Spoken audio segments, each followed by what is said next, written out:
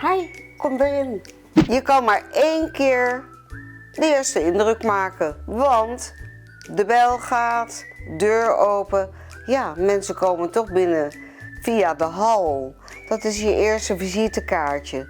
Dus we gaan vandaag even praktische tips geven en doen, zodat je hal er goed uitziet en mensen graag bij je op bezoek komen. Nou, hoe vaak komt dit bekend voor? Een overvolle hal, schoenen, tassen, etc. Nou, waar moet je nou als bezoek je tas of je jas kwijt?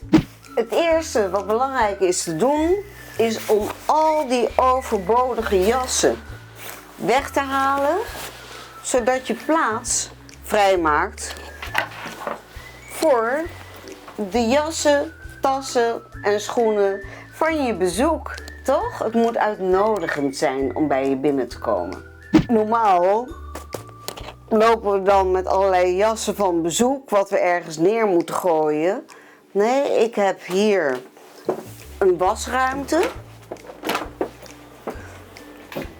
Ja, nou ja, gelukkig heb ik dat. En kijk, kom maar even om het hoekje. Daar heb ik dus heel eenvoudig dat voor gekocht. Met van die haken. Hier en daar kan ik dan mijn eigen jassen aan ophangen. Zodat het hier geen troep wordt. De jassen goed hangen.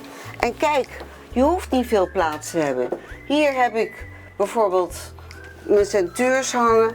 En dit is het enige wat je nodig hebt. Met een paar kleine attributen creëer je heel veel ruimte voor allerlei spulletjes die je even makkelijk kwijt wil.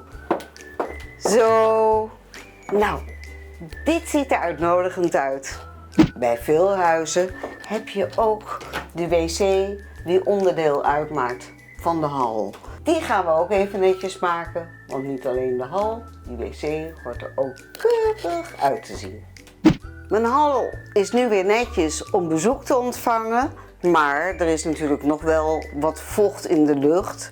En ik neem een schaaltje, daar doe ik grove soda, doe ik in een bakje en dat ontgeurt en maakt de lucht weer droger. En dat bakje zet ik nu in de hal.